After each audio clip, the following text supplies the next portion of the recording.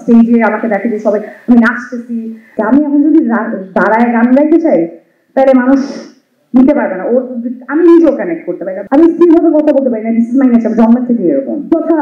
এটা যদি আপনারা বুঝতেন তাহলে জীবনটা অনেক ইজি হতো। কোনোদিনও সাউন্ড এরকম ম্যাক্সিমাম শোতেই হয় যে কোনোদিনও আমরা প্রপার সাউন্ড পাই না। এত কষ্ট হয় গাইতে, আমাকে দেখে মানুষ বুঝবে না, হয়তো বুঝে না, সেইটাও আমাকে মেনটেন করতে হয় যে আমি সাউন্ড পাচ্ছি না। সাউন্ডটা যদি প্রপার না হয় তখন কিন্তু গলা টায়ার্ড হয়ে যায়, মাইক্রোফোনের সাউন্ড, ইভেন শুধুমাত্র মাইক্রোফোনের কারণে সাউন্ড আছে কিন্তু শুধু মাইক্রোফোনটা যদি ভালো না হয়, প্রেশারের কারণে ওই ইনস্ট্যান্ট ওখানে গলা বসে যাবে গাওয়ার সময়, just because of the balance.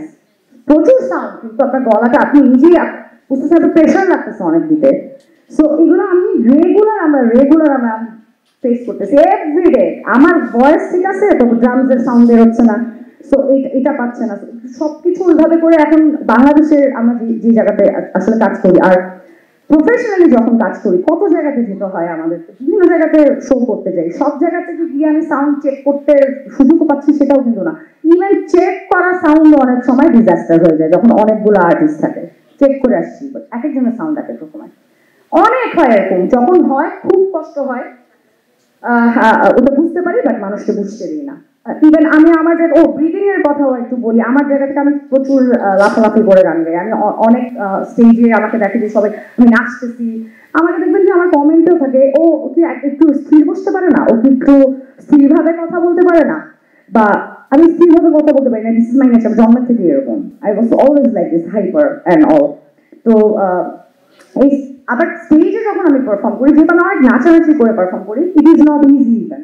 এখন মানুষ ইউজড হয়ে গেছে যে ও এইভাবে, ওকে আনাম আর মীরা যদি গান গায়, মীরা তো নাচানাচি করবো, আমরাও নাচবো, এরকম ওদের মাথায় রয়ে গেছে। আমি এখন যদি দাঁড়ায় গান গাইতে চাই তাহলে মানুষ নিতে পারবে না, ওর আমি নিজেও কানেক্ট করতে পারি না। But this is really very tough.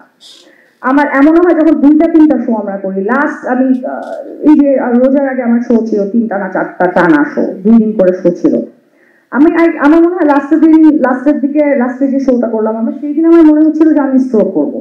Because আমি লাস্টের দিকে আমার এত কষ্ট হচ্ছিল যে আমি পারতেছিলাম। প্রতিদিনই আমি মাইক্রোতেই আমি মানে আমরা মাইক্রোর মধ্যেই মনে হয় আমরা আর বাসায় ফিরতে পারতেছি না, এত টায়ার্ড। 2টা করে শো হচ্ছে, খুবই টায়ার্ড, এত খারাপ লাগতেছিল আমার। এন্ডে গিয়ে মনে হচ্ছে আমি আর দম তো রাখা যায় না, এত গান গাচ্ছি, টায়ার্ড হয়ে যাচ্ছি, ঘুম ঠিক মতো হচ্ছে না।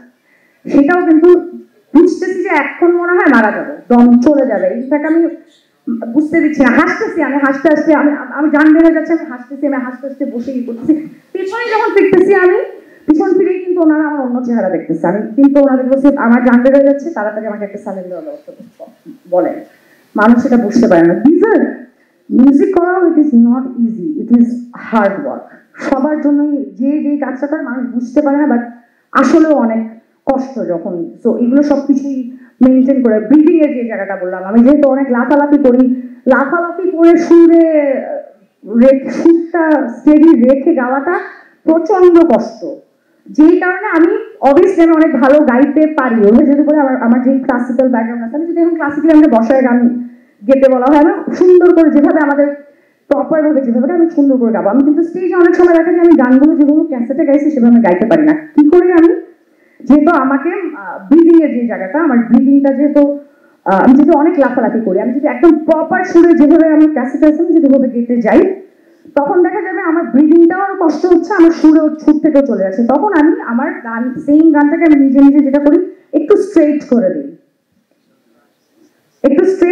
একটু ইজি করে দিই, সো দ্যাট আমি স্মুথলি গেয়ে যাই। কিন্তু আমি এটা মেক শিওর করি কোনোভাবে যাতে বেসুরা না আসুক। যারা আমরা গান শিখছি, যারা মিউজিক আমরা বুঝি, তারা কিন্তু উই নো দ্যাট বেসুরা গাইলেই কিন্তু আমরা বুঝে যাব, আমরা নিজেরাই তো বুঝবো যে বেসুরা গায়ে ফেলছি।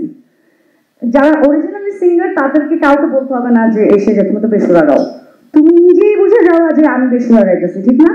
যেটা আমার হয়, আমার যদি কখনো টের পাই যে আমি বেসুরা গাইলাম, স্ট্রেট গাই বা যেটাই গাই, আমার চরম লজ্জা লাগে। এবং আমি তখন আল্লাহ করি যে আমার মা কোনোভাবে সে না দেখুক, দেখলেই সে বলে তুমি বেসুরা গাইলা, বিকজ এইটা আমাদের জন্য অপমানজনক যদি বেসুরা গাই। সো ওই জিনিসটাকে প্র্যাকটিসটা, ওইটাকে মানে মেনটেন করাটা ইজ রিয়েলি ভেরি ইম্পর্টেন্ট। যে কারণে বলে দমের প্র্যাকটিসটা অবভিয়াসলি করতে হবে আর কি।